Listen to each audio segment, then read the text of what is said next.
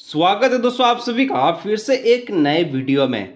देखिए class 12th में जितने भी विद्यार्थी पढ़ रहे हैं, ठीक है, और जिनका भी बोर्ड एग्जाम 2025 में है, और अगर आप लोग क्लास 12th में और बोर्ड एग्जाम आपका 25 में है, और अगर आपका सब्जेक्ट फिजिक्स है, तो आज का ये वीडियो आप ही के लिए है। क्योंकि आज की इस वीडियो में हम लोग देखने वाले हैं क्लास 12th बोर्ड एग्जाम 2025 के लिए फिजिक्स का ऑल चैप्टर से सबसे मोस्ट इंपॉर्टेंट एमसीक्यू क्वेश्चन जो आपके 2025 बोर्ड एग्जाम को टारगेट करेगा। अगर दोस्तों आप लोग बोर्ड एग्जाम में अच्छा नंबर लाना चाहते हैं, ठीक है, आप लोग वीडियो को अंत तक देखिएगा। बहुत ही अच्छा क्वेश्चंस को रखा गया है जो आपके एग्जाम में डायरेक्टली पूछा जाएगा, ठीक है। तो चलिए सेशन को स्टार्ट करते हैं। जय मां सरस्वती का वंदना आप लोग कमेंट में कर लीजिएगा। चलिए वीडियो को शुरू करते हैं, ठीक है। देखिए हम लोग दोस्तों यहाँ पर जो क्वेश्चन जो रखा गया है ये आपको हिंदी में भी दिखेगा और इंग्लिश में भी दिखेगा, ठीक है। तो दोनों विद्यार्थी यहाँ पर आप लोग अच्छी तरह से इसको पढ़ सकते हैं। चलिए शुरू करते हैं। देखिए पहला जो क्वेश्चन से लिखा गया है, विद्युत की तीव्रता के लिए इकाई है, the unit of electricity is. तो दोस्तों विद्युत की तीव्रता के लिए क्या होगा, ऑप्शंस के अनुसार आपको बताना है, ठीक है। ऑप्शंस में है क्या है, देख सकते हैं, न्यूटन पर मीटर, वोल्ट पर मीटर, ठीक है, डायनेमिक आपका हो जाएगा, फिर आपका हो जाएगा वोल्ट पर मीटर स्क्वायर। तो क्या इसका हो जाएगा करेक्ट आंसर। तो देखिए यहाँ पर यूनिट फॉर इलेक्ट्रिसिटी का जो करेक्ट आंसर इसका हो जाएगा वो हो जाएगा वोल्ट पर मीटर, ठीक है। यानी ऑप्शन नंबर इसका 20 का हो जाएगा करेक्ट आंसर, ठीक है। चलिए इसके बाद आपका 2 नंबर का जो क्वेश्चन दिया गया है कि किसी आवेशित गोलीय कवच के आंतरिक बिंदु पर विद्युत विभव का मान होता है, the electric potential at the point inside a charge spherical shape is। अगर कोई आवेशित गोलीय कवच है जिसका आंतरिक बिंदु विद्युत विभव पर क्या होगा, उसका अंदर का जो बिंदु है विद्युत विभव पर क्या होगा जब गोलीय कवच में होगा तब, ठीक है। तो यहाँ पर किसी प्रकार का चेंजेस देखने को नहीं मिलेगा, यानी कि कांस्टेंट रहेगा, स्थिर रहेगा। तो ऑप्शन नंबर 20 का हो जाएगा करेक्ट आंसर। इसके साथ आप लोग 3 नंबर देख सकते हैं, विद्युत क्षेत्र 2.1 गुना, ठीक है, 10 का पावर -10 वोल्ट पर मीटर में एक आवेशित कण का अपवाह वेग 8.4 इंटू 10 का पावर -4 मीटर पर सेकेंड है। कण की गतिशीलता का मान क्या होगा। This is the most important question for board exam 2025, क्योंकि ये रिपीटेड क्वेश्चन है, ठीक है। और आज का जितना भी प्रश्न रहेगा सारा का सारा इंपॉर्टेंट प्रश्न रहेगा, आप लोग देख के जाइएगा, ठीक है। आप लोग बैठे बैठे देख रहे हैं चाहे सुतले सुतले देख रहे हैं, कैसे भी इस प्रश्न को देखिए। देखिए यहाँ पर है इंग्लिश में, ए चार्ज पार्टिकल्स, ठीक है, हैज ड्रिफ्ट वेलोसिटी इस प्रकार से दिया गया है, इन इलेक्ट्रिक फील्ड ऑफ इस प्रकार से है, इट मोबिलिटी पूछा, मोबिलिटी बोले तो गतिशीलता का मान पूछा है, ठीक है। तो सिंपली से यहाँ पर ज़्यादा तामझाम नहीं करना है। सबसे पहले आपको एक सूत्र को याद रखना जरूरी है, ठीक है। सूत्र जो होता है वो आपका V D is equal to होता है म्यू ए, ठीक है। देखिए म्यू वी डी क्या है, अपवाह वेग हो जाएगा, ठीक है। वी डी क्या है, अपवाह वेग आपका, जिसको हम लोग कहते हैं ड्रिफ्ट वेलोसिटी, ठीक है। या आपका ई क्या है, तो ये आपका इलेक्ट्रिक फील्ड हो जाएगा, और म्यू क्या है जो कि मोबिलिटी है, जिसको हम लोग गतिशीलता बोलेंगे। हमको म्यू निकालना है, तो म्यू निकालना है तो हम लोग क्या करेंगे, तो देखिए V D is equal to क्या था, म्यू ई, ठीक है, म्यू ई था, तो वी डी हम लोग म्यू लिख लेंगे। तो यहाँ पर वी डी बाटे में क्या हो जाएगा, ई हो जाएगा, ठीक है। अब हर एक प्रश्न के अनुसार वी डी के अनुसार रखिए। वी डी कितना दिया गया है, तो वी डी आपका देख सकते हैं ड्रिफ्ट वेलोसिटी 8.4 दिया गया है, ठीक है। और आपका ई कितना है, इलेक्ट्रिक फील्ड आपका 2.1 है, तो 8.4 इंटू 10 का पावर -4 नीचे रख दीजिएगा आप लोग 2.1, बाकी आंसर आपके आ जाएगा। जिससे हम लोग रख के देखते हैं 8.4 इंटू 10 का पावर -4, ठीक है, और नीचे आपका है 2.1 इंटू 10 का पावर -10, ठीक है। और यहाँ पर म्यू लिख दीजिएगा इस प्रकार से, ठीक है। भागा दीजिएगा तो लग जाएगा 2.1 से 8.4 को कटेगा, तो ये 4 बार में पूरी तरह से कट जाएगा, ठीक है। 4 बार में कटा। अब देखिए 10 का पावर -10 है, 10 का पावर -4 है, तो 10 का पावर -4 को इस प्रकार से आप लोग लिख सकते हैं, कोई दिक्कत नहीं है। लेकिन ये वाला जो अब ऊपर जाएगा तो माइनस का जो पावर है आपका प्लस का पावर में बदल जाएगा, तो 10 का पावर 10 हो जाएगा। अब आप लोग जानते हैं, क्या जानते हैं, 10 का पावर -4 है और 10 का पावर -10 है, ठीक है। तो हम लोग क्या करेंगे, इसका जो पावर है इसको हम लोग जोड़ेंगे, ठीक है। तो यहाँ पर आप लोग ध्यान रखिएगा, क्या था, 4 था गुने 10 का पावर -4, और हम लोग जोड़ देंगे 10 का पावर 10 को। आप जोड़िएगा तो 10 आज 4 आ जाएगा गुना में, ठीक है। -4 + 10 क्या होता है, तो आपका हो जाएगा 6 हो जाएगा, ठीक है। और प्लस में है क्योंकि प्लस जो है नंबर बड़ा है, तो 4 × 10⁻6 ये जो करेक्ट आंसर हो जाएगा मीटर स्क्वायर, ठीक है। और पर आपका हो जाएगा वोल्ट पर सेकेंड, ठीक है। तो यहाँ पर जहाँ पर भी आपको इस प्रकार का आंसर है वो आपका आंसर करेक्ट होगा। तो यहाँ पर आप लोग देख सकते हैं option number B 4 × 10⁻6 metre square पर वोल्ट पर सेकेंड, ठीक है। तो 3 का ऑप्शन नंबर बी हो जाएगा। इसके अनुसार एक आपको क्वेश्चंस दे रहे हैं, आप लोग नीचे कमेंट करके इसका आंसर बताइएगा, ठीक है। वीडी में आपको दे देता हूँ, कितना देता हूँ, तो वीडी में आपको 4.2 का दे देता हूँ, ठीक है। 4.2 10⁻⁻4, बाकी आप लोग आगे लिख लीजिएगा, ठीक है। और मैं आपको ई दे देता हूँ, ठीक है। इलेक्ट्रिक फील्ड में आपको देता हूँ, ये आपको 2.1 ही देता हूँ, ठीक है। 10⁻⁻10, ठीक है। आप लोग बताइए कि इसका मोबिलिटी जिसको हम लोग गतिशीलता बोलते हैं उसका आंसर क्या होगा। हर एक विद्यार्थियों को नीचे कमेंट में आंसर देना है जो भी इस वीडियो को देख रहे हैं, ठीक है। आगे बढ़ते हैं 4 नंबर क्वेश्चन की ओर। 4 नंबर क्वेश्चन आपसे बोलता है कि किरचॉफ का पास नियम निम्न में से किस राशि के संरक्षण के नियम के सीधे परिणत है। Kirchhoff laws rules as a direct consequence of a law of the conservation of. तो ये दोस्तों आपका सीधा ऊर्जा यानी कि एनर्जी के परिणत है, ठीक है। तो यहाँ पर ऑप्शन नंबर इसका हो जाएगा डी, एनर्जी या फिर बोले तो ऊर्जा, ठीक है। और देखिए अगर आप लोग क्लास 12 के विद्यार्थी हैं तो आप लोगों के लिए सबसे इंपॉर्टेंट गैस पेपर भी आ चुका है जो कि 2025 के बोर्ड एग्जाम के रिगार्डिंग है, ठीक है। गैस पेपर को अगर आप लोग बाई करना चाहते हैं, स्क्रीन पर फोटो भी आप लोग देख सकते हैं। This is the most important gas paper जिसमें आपको हिंदी इंग्लिश दोनों मीडियम में अवेलेबल है। एमसीक्यू तो क्वेश्चंस होगा ही, साथ में आपको सब्जेक्टिव क्वेश्चंस भी रहेगा, ठीक है। All of questions are very important questions for exam 2025 जिसमें आपको 95% का लक्ष्य रखा गया है। गैस पेपर को बाई करना चाहते हैं, प्राइसिंग की बात किया जाए तो मात्र दोस्तों आपको 99 रुपये में आपको मिल जाएगा। कहाँ मिलेगा, यहाँ पर आपको जो नंबर दिख रहा है इस नंबर पर आपको व्हाट्सअप करना है। ऑनलाइन पेमेंट यूज करते हैं, QR कोड के माध्यम से पेमेंट को कर लीजिएगा। गैस पेपर आपको व्हाट्सएप पर ऑनलाइन दे दिया जाएगा। आगे बढ़ते हैं प्रश्न में, प्रश्न संख्या 7 की ओर। 7 नंबर प्रश्न है, this is the most important प्रश्न है। कह रहा है कि एक प्रोटॉन 10 टेस्ला के एक समान चुंबकीय क्षेत्र की लंबवत दिशा में 2 इंटू, ठीक है, इस प्रकार के वेग से प्रवेश करता है। प्रोटॉन पर क्रियाशील चुंबकीय बल का मान क्या होगा जबकि प्रोटॉन का आवेश इस प्रकार से दिया है। इंग्लिश में देखा जाए क्वेश्चंस इंग्लिश में बोलता है a proton enter a uniform magnetic field of 10 tesla will with velocity इस प्रकार से दिया है at right angles of the field the magnetic force acting on the proton is charge on proton इस प्रकार से दिया गया है। तो ये बहुत ही काफ़ी आसान क्वेश्चन है। अगर आप लोगों को सूत्र याद है तो क्वेश्चन काफ़ी बेहद ही आसान है, ठीक है। सबसे पहले हम लोग देखेंगे कि इसका सूत्र क्या हो जाएगा। आपको क्या निकालना है, चुंबकीय बल निकालना है जिसको हम लोग इंग्लिश में कहते हैं मैग्नेटिक फोर्स निकालना है।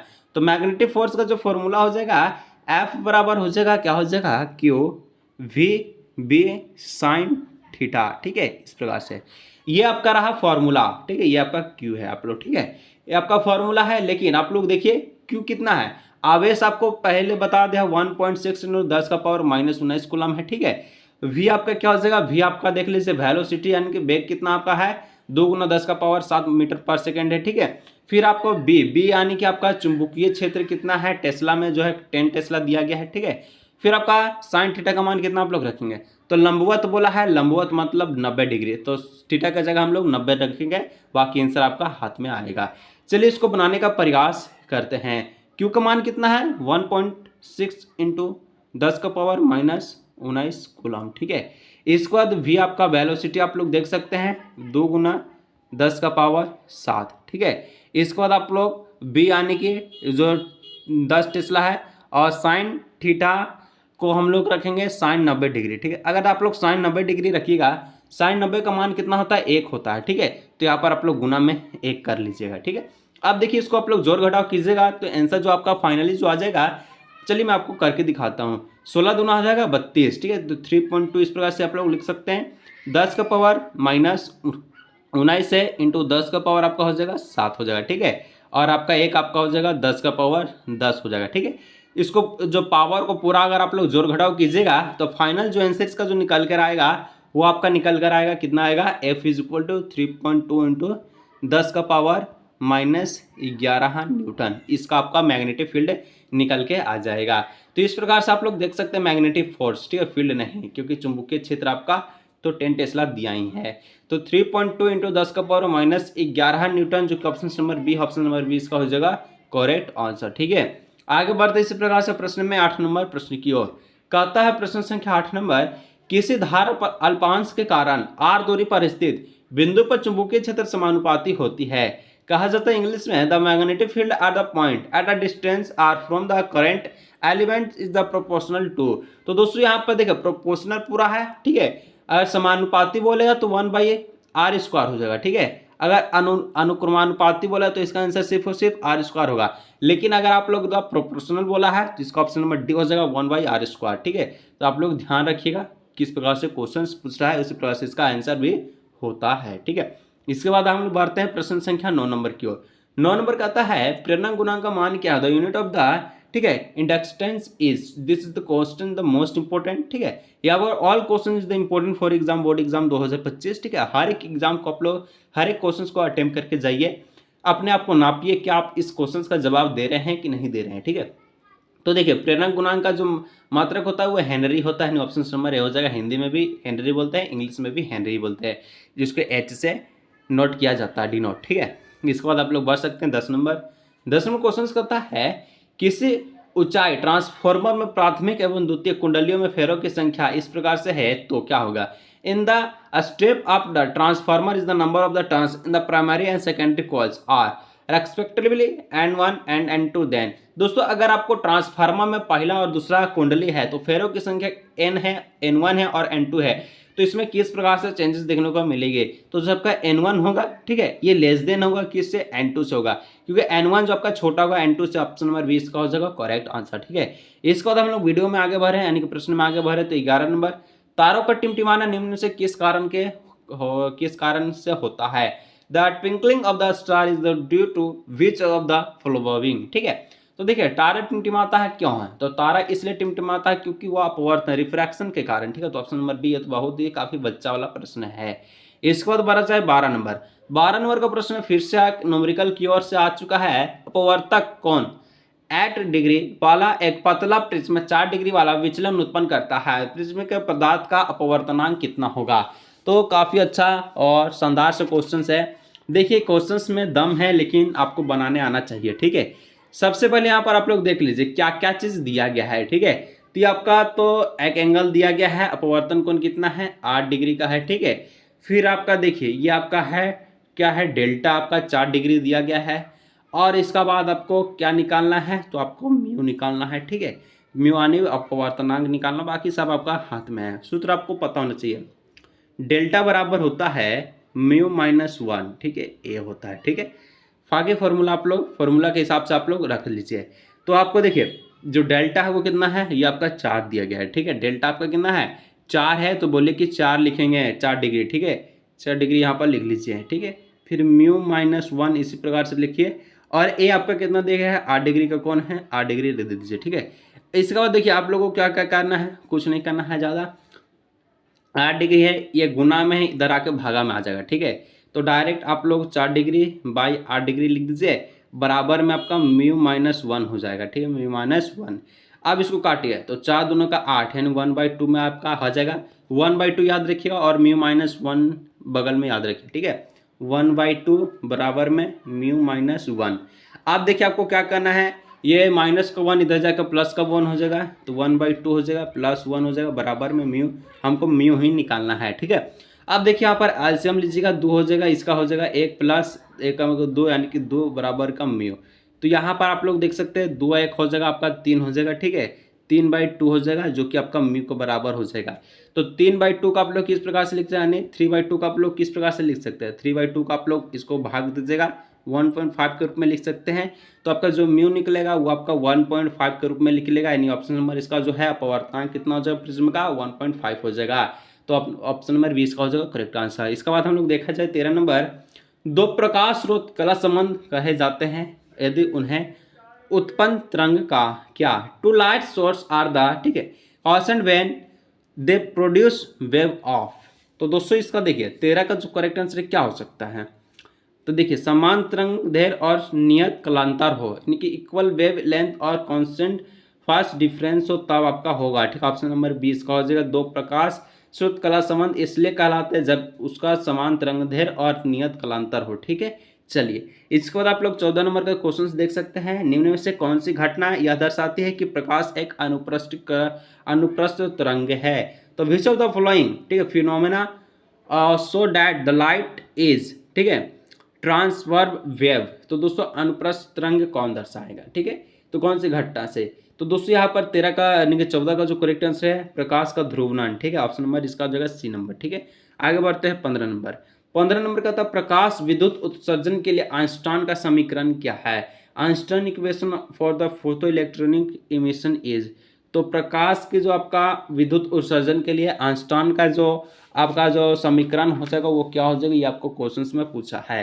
तो आइंस्टाइन का जो समीकरण होगा एच म्यू, ठीक है, बराबर के मैक्सिमम हो जाएगा आपका, क्या मैक्सिमम प्लस आपका हो जाएगा आपका क्या हो जाएगा फाइ नॉट, यानी ऑप्शन नंबर 20 का हो जाएगा करेक्ट आंसर। ठीक है, चलिए आगे बढ़ते हैं नेक्स्ट का 16 नंबर। एक वेक्यूरल समतुल्य है, मतलब कि एक वेक्यूरल इज इक्विवेलेंट टू। तो एक वेक्यूरल एक आपका 6 प्रति सेकेंड यानी कि एक डिक्के पर सेकेंड के बराबर होता है। तो दोस्तों यहाँ पर 16 का ऑप्शन नंबर बी हो जाएगा। ठीक है, आगे बढ़ते हैं क्वेश्चन में 17 नंबर की ओर। 17 नंबर कहता है यदि एक रेडियोधर्मी पदार्थ का क्षय स्थिरांक प्रति वर्ष 5.3 इंटू 10⁻³ है तो उसका अर्ध आयु क्या होगा? The decay constant of the radio active substance is इस प्रकार से per year that it half life.